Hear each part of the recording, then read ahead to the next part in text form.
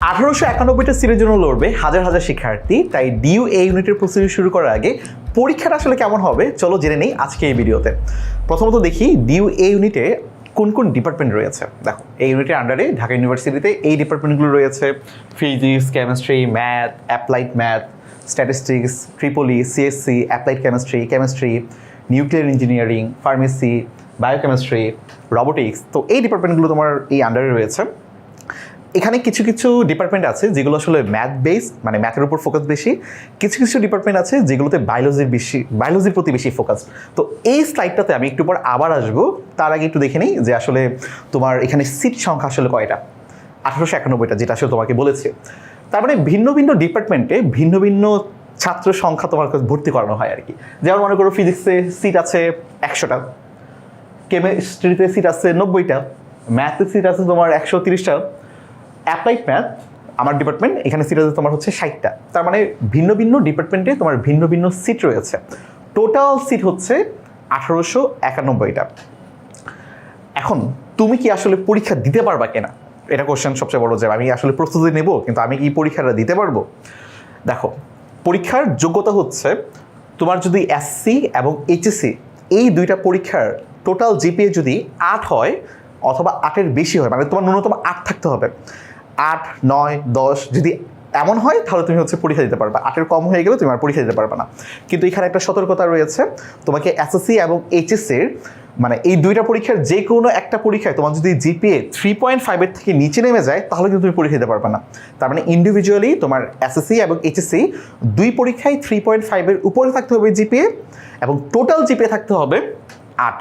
একটু পরে দেখবা যে আসলে তোমার এগুলো কিন্তু আসলে পরীক্ষার অংশ। আচ্ছা, তো আমাদের পরীক্ষাটা আসলে কত মার্কসের হবে? টোটাল পরীক্ষা হবে তোমার 100 মার্কস।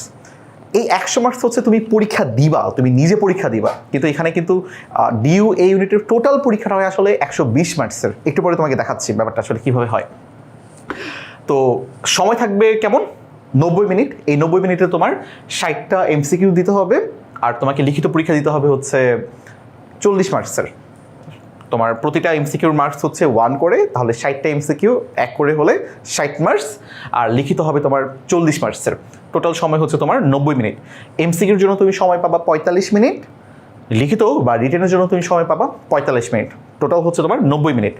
এখন এখানে একটা ইম্পর্টেন্ট জিনিস বোঝার আছে, সেটা হচ্ছে তোমার যদি এমসিকিউতে একটা এমসিকিউ ভুল হয়ে যায়, ভুল হয়ে গেলে কিন্তু তোমার যেটা ভুল হয়েছে ওটার নাম্বার তুমি পাবাই না। তার সাথে তুমি যে আগে যেগুলো সঠিক দিয়েছো সেখান থেকে তোমার 0.25 নাম্বার কিন্তু কাটা যাবে। এই জন্য আমরা যেমন এইচএসসি অথবা এসএসসিতে পারি আর না পারি সব এমসিকিউ দাগাই আসতাম না, পরীক্ষার হলে এগুলো করা যাবে না আর কি। আমাদের যেটা আমরা একদম শিওর মোটামুটি সেগুলি দাগাবো। আর এমন যদি হয় যে আমি এমন কোশ্চেন আসছে যেটা আমি কখনো দেখি নাই, আমার আইডিয়াও নাই যেটার রেজাল্ট কী হতে পারে, তখন আসলে আমরা অ্যাভয়েড করবো, আমরা ওটাকে অ্যান্সার করবো না।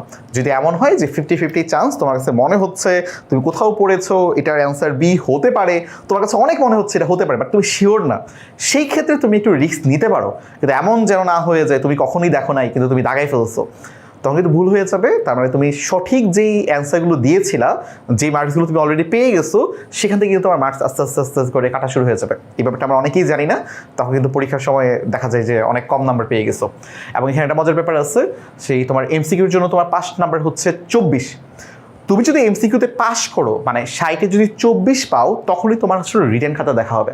কারণ বুঝছো তো, পরীক্ষা দেয় প্রায় 1.5 লাখের মতো, 1 লাখের উপরে তোমার পরীক্ষা দেয়, প্রায় 1.5 লাখের মতো স্টুডেন্ট পরীক্ষা দেয়। এখন 1.5 লাখ শিক্ষার্থীর রিটেন খাতা দেখা তো আসলে পসিবল না। তো প্রথমত কী করা হয়, এমসিকিউর মার্কসগুলো নেওয়া হয়। যারা এমসিকিউতে পাস করে, দেখা যায় এমসিকিউতে পাসই করে 10%, 9%, 8%, 10%, তার বেশি আসলে খুব বেশি হয় না আর কি। তো এই যে 10% নিচে পাস করে তাদের খাতেই তোমার দেখা হবে হচ্ছে রিটেনের জন্য, যে 40 মার্কস তুমি পরীক্ষা দিয়েছো আর কি। আচ্ছা, এখন ফলাফলটা আসলে কীভাবে নির্ণয় করা হয়? এই যে এটা আগে তোমাকে বলেছিলাম না যে তুমি পরীক্ষা দিচ্ছ 100 মার্কসের, কিন্তু ডিইউর পরীক্ষা কিন্তু টোটাল 120 মার্কসের। কীভাবে একটু চিন্তা করে দেখো। মনে করো তুমি এসএসসি তো 5 পেয়েছো, জিপিএ 5 পেয়েছো, এইচএসসি তো জিপিএ 5 পেয়েছো, তাহলে তোমার রেজাল্টটা কেমন হবে? ধরে নেই তুমি ভর্তি পরীক্ষায় 100-তে 100 পেয়েছো। যে ভর্তি পরীক্ষার প্রাপ্ত নম্বর, তোমার মার্কসটা কীভাবে ক্যালকুলেশন করা হবে? ভর্তি পরীক্ষায় প্রাপ্ত নম্বর ধরে নেই তুমি 100 পেয়েছো, প্লাস এসএসসি জিপিএ ইন্টু 2, তোমার এসএসসির প্রাপ্ত জিপিএকে 2 দিয়ে গুণ করা হবে। তুমি এসএসসিতে মনে করি জিপিএ 5 পেয়েছো, জিপিএ 5 মানে 5 × 2 মানে 10, প্লাস এইচএসসি জিপিএ ইন্টু 2, তুমি এইচএসসি তো জিপিএ 5 পেয়েছো, তাহলে 5 ইন্টু 2 মানে কত 10, এখানে 10, এখানে 10, আর এখানে 100, তাহলে কত হয়ে গেল 120। এখন 120-এ পরীক্ষা হয়, এখন তোমার যদি এসএসসির জিপিএ অথবা এইচএসসির জিপিএ কম থাকে তাহলে তোমার একটু কমে যাবে, আশা করি বুঝতে পেরেছো। আর এই তো যে বললাম আর কি, তোমার এমসিকিউতে 24-এ পাস, এটা পাস করলে তোমাকে তারপর রিটার্ন খাতা দেখা হবে। এখন মার্কস ডিস্ট্রিবিউশন আমাদের সেটা একটু ইম্পর্টেন্ট, বোঝাটা একটু জরুরি।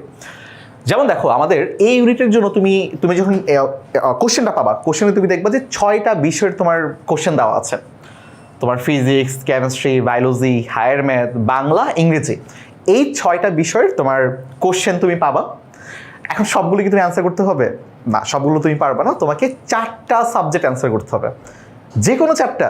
হ্যাঁ, আমি এই বায়োলজি, ম্যাথ, বাংলা, ইংরেজি অ্যান্সার করে দিব, এই 4টা করবো, ফিজিক্স, কেমিস্ট্রি আমি অ্যান্সার করবো না। পারবো? পারবা না, এখানে তোমার নিয়ম আছে। এখানে 4th সাবজেক্টের একটা ব্যাপার স্যাপার আছে, যেমন আমি আমার এক্সাম্পলটা দিয়ে একটু বোঝানোর চেষ্টা করি। আমার 4th সাবজেক্ট ছিল তোমার বায়োলজি, তোমাদের অনেকের 4th সাবজেক্ট হায়ার ম্যাথ ছিল, তাই না? আমার ছিল বায়োলজি। এখন মনে করো আমার 4th সাবজেক্ট হচ্ছে বায়োলজি, তার মানে আমার জন্য ফিজিক্স, কেমিস্ট্রি আর হায়ার ম্যাথ এই 3টা সাবজেক্ট অ্যান্সার করা ম্যান্ডেটরি, আমার এই 3টা সাবজেক্ট অ্যান্সার করতেই হবে। এখন আমার 4th সাবজেক্টটা বায়োলজি, আমি যদি চাই আমি বায়োলজির পরিবর্তে, মনে করো আমি বায়োলজি খুবই কাছে, আমি বায়োলজি খুব একটা ভালো পারতেছি না, আমি পড়ি না একদমই, তো বায়োলজির পরিবর্তে আমি হইলে বাংলা না হলে ইংরেজি, যে কোনো একটা আমি অ্যান্সার করতে পারবো। বুঝতে পারছো? এই হলো টোটাল তোমার 4টা বিষয়। তার মানে আমি কি অ্যান্সার করলাম? আমি ফিজিক্স অ্যান্সার করলাম, কেমিস্ট্রি অ্যান্সার করলাম, হায়ার ম্যাথ অ্যান্সার করলাম, আর বাংলা ইংরেজি থেকে ধরে নিলাম আমি ইংরেজি অ্যান্সার করলাম, এই 4টা বিষয়। এখন হতে পারে তোমার 4th সাবজেক্ট হায়ার ম্যাথ, তখন তোমার জন্য ম্যান্ডেটরি হবে ফিজিক্স, কেমিস্ট্রি আর হচ্ছে বায়োলজি অ্যান্সার করা, এই 3টা তোমাকে অ্যান্সার করতেই হবে। তোমার 4th সাবজেক্ট কি? Higher math. তাহলে হায়ার ম্যাথের পরিবর্তে তুমি মনে করে চাচ্ছ হায়ার ম্যাথ অ্যান্সার করবা না, তাহলে হায়ার ম্যাথের পরিবর্তে তুমি বাংলা অথবা ইংরেজি যে কোনো একটা অ্যান্সার করতে পারবা। আচ্ছা, এখন এটা কেন গুরুত্বপূর্ণ? মনে করো তুমি মেডিকেলের প্রিপারেশন নিচ্ছ, অনেক সময় কিন্তু আমরা ইউনিভার্সিটির যেই এডমিশনগুলো এগুলো একটু ব্যাকআপ হিসেবে রাখি। মনে করো আমি মেডিকেলে পরীক্ষা দিব, আমি ব্যাকআপ হিসেবে রাখছি ঢাকা ইউনিভার্সিটির কোর্সটা, অথবা আমি ইঞ্জিনিয়ারিং প্রিপারেশন নিচ্ছি, আমি ব্যাকআপ হিসেবে রাখছি ঢাকা ইউনিভার্সিটির কোর্সটা। তো কি হয়, যারা মেডিকেলের জন্য প্রিপারেশন নেয় তারা কিন্তু মানে একটু স্বাভাবিকভাবেই হায়ার ম্যাথে একটু দুর্বল থাকে, ওরা হায়ার ম্যাথকে একটু ভয় পায়, এবং দেখা যায় যে বেশিরভাগ সময়ে তারা হায়ার ম্যাথকে 4th সাবজেক্ট হিসেবেও নেয়। তখন সে কী করবে? সে মনে করো ফিজিক্স, কেমিস্ট্রি, বায়োলজি অ্যান্সার করবে, হায়ার ম্যাথ যেহেতু সে একদমই পারে না, হায়ার ম্যাথ বাদ দিয়ে সে বাংলা অথবা ইংরেজি যে কোনো একটা অ্যান্সার করবে। আবার আরেকটা সিনারিও এমন হয় যে মনে করো তুমি ইঞ্জিনিয়ারিংয়ে প্রিপারেশন নিচ্ছ, তুমি বায়োলজি কখনোই পড়ো নাই, বা বায়োলজি অত ভালো একদমই পারো না আর কি, এইচএসসির পরে তুমি বায়োলজি আর ধরোই নাই, তুমি ভুলে গেছো সব। তখন তোমার অপশন থাকবে, তোমার যদি বায়োলজি 4th সাবজেক্ট হয়, এখানে মানে এখানে বুঝছো ব্যাপারটা, 4th সাবজেক্ট হতে হবে, 4th সাবজেক্ট না হলে কিন্তু তুমি এটা পারবা না। তখন তুমি physics, chemistry, higher math answer করতে পারবা, বায়োলজির পরিবর্তে বাংলা, ইংরেজি যে কোনো একটা অ্যান্সার করতে পারবা আর কি। কিন্তু ভাইয়া বেস্ট আসলে কি, আমার কি করা উচিত? তোমার করা উচিত অ্যান্সার করা আসলে ফিজিক্স, কেমিস্ট্রি, বায়োলজি আর হায়ার ম্যাথ, বাংলা ইংরেজি অ্যান্সার করার মানে উচিত না আর কি। কেন উচিত না সেটা তোমাকে একটু লজিক্যালি বোঝাই। চিন্তা করে দেখো, আমি তোমাকে একটু আগে বলেছিলাম না যে ভাই এখানে বেশ কয়েকটা ডিপার্টমেন্ট আছে, আমি এই ডিপার্টমেন্টগুলোতে আবার আসবো। এখানে কিছু ডিপার্টমেন্ট আছে যেগুলো আসলে মানে কোর জিনিস হচ্ছে ম্যাথ, মানে তোমার এখানে এই ডিপার্টমেন্টগুলোতে পড়ার জন্য তোমার ম্যাথে খুব ভালো হওয়া লাগবে, মানে তোমার প্রতি জায়গায় এখানে ম্যাথ লাগবে। এখন মনে করো তুমি ম্যাথ অ্যান্সারই করো নাই, তুমি ম্যাথের পরিবর্তে বাংলা অথবা ইংরেজি অ্যান্সার করেছো, তাহলে তুমি আসলে এই ডিপার্টমেন্টগুলোতে ভর্তি হতেই পারবে না, তোমার লিস্ট থেকে এই ডিপার্টমেন্টগুলো বাদ হয়ে যাবে। আবার মনে করো তুমি বায়োলজি অ্যান্সার করো নাই, বায়োলজির পরিবর্তে ম্যাথ অথবা বাংলা অথবা ইংরেজি অ্যান্সার করেছো, তখন কি হবে? এখানে আবার কিছু কিছু ডিপার্টমেন্ট রয়েছে যেগুলো আসলে বায়োলজি বেসড, মানে তোমার এই ডিপার্টমেন্টগুলোতে পড়ার জন্য তোমার বায়োলজিতে অনেক ভালো হওয়া লাগবে। যেমন একটু ভালো করে দেখো, এই যে এখানে জুলজি আছে, বোটানি আছে, ফার্মেসি আছে, বায়োকেমিস্ট্রি আছে, জেনেটিক ইঞ্জিনিয়ারিং আছে। তো এই যে ডিপার্টমেন্টগুলো, মাইক্রোবায়োলজি আছে, এই সবগুলো ডিপার্টমেন্টে পড়ার জন্য তোমার কিন্তু বায়োলজিতে ভালো হওয়া লাগবে। এখন তুমি যদি বায়োলজি অ্যান্সার না দাও, তাহলে এই ডিপার্টমেন্টগুলো তোমার হাত থেকে ছাড়া হয়ে যাবে, মানে তুমি এই ডিপার্টমেন্টগুলোতে ভর্তি হতেই পারবে না, কখনোই হতে পারবে না। এই জন্য উচিত তোমার আসলে physics, chemistry, biology, higher math, এই চারটাই অ্যান্সার করা, তাহলে তোমার জন্য সেফ সাইড যে তোমার আসলে সবগুলো ডিপার্টমেন্টই ওপেন আছে যেটা তুমি আসলে ভর্তি হতে পারবা। বাট তারপরও আসলে সবসময় তো বেস্ট জিনিসই হয় না। আমি মনে করো ম্যাথ একদমই পারি না, তখন আমাদের কি করার আছে, বাংলা ইংরেজি কোনো একটা অ্যান্সার করতে হবে।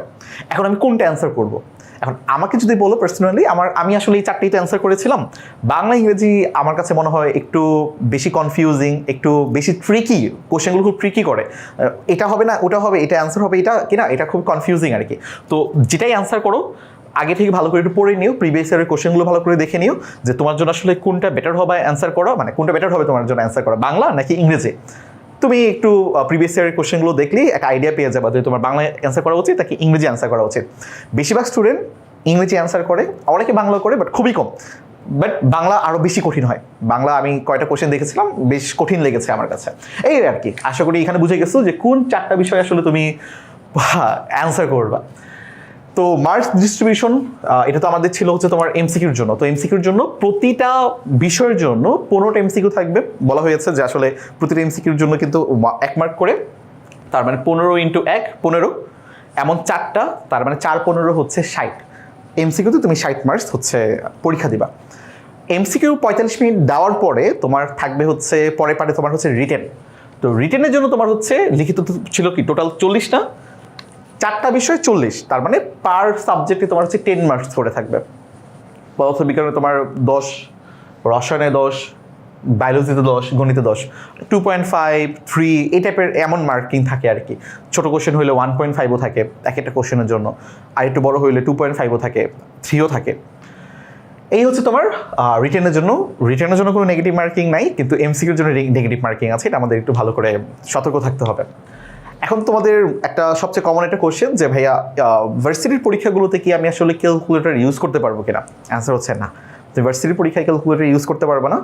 তুমি শুধুমাত্র ইঞ্জিনিয়ারিং ইউনিভার্সিটি যেগুলো আছে, যেমন বুয়েট, কুয়েট, চুয়েট, রুয়েট, বুটেক্স, এমএসটি, এই টাইপের ইউনিভার্সিটিগুলো তুমি ক্যালকুলেটর ইউজ করতে পারবা।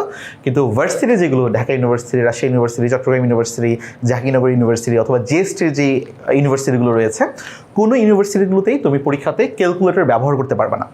তো এখানে যারা ইঞ্জিনিয়ারিং প্রিপারেশন নাও, অনেক সময় দেখা যায় যে তোমরা এই ক্যালকুলেটর ছাড়া ক্যালকুলেশন করতে আর পারো না, একটু আনইজি মনে হয়।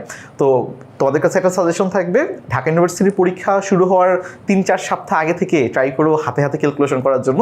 আর ক্যালকুলেশন কিন্তু খুব বড় আসে না, খুব সিম্পল ক্যালকুলেশন আছে যেটা তুমি আসলে ক্যালকুলেটর ছাড়াই সলভ করতে পারবা। আর রিসেন্ট টাইমে কিন্তু ঢাকা ইউনিভার্সিটিতে খুব বেসিক থেকে কোশ্চেন করা হচ্ছে, ফিজিক্স থেকে কেমিস্ট্রিতে খুব বেসিক জিনিস থেকে কোশ্চেন করা হচ্ছে। বেসিক স্ট্রং রেখো, তাহলে ইনশাল্লাহ বেশ ভালো একটা প্রিপারেশন নিতে পারবা। ঢাকা ইউনিভার্সিটির এই ইউনিটের জন্য কিন্তু আমাদের একটা কোর্স রয়েছে, এই ভিডিওর কমেন্টে আমি কোর্সের লিঙ্কটা দিয়ে দিচ্ছি। এই লিঙ্কটে ক্লিক করে তুমি ডিটেলস জানতে পারবা। আর তুমি যদি ভর্তি হতে চাও, সর্বোচ্চ ডিসকাউন্টে যদি ভর্তি হতে চাও, তাহলে এখনই কল করে ফেলো 16910 নাম্বারে।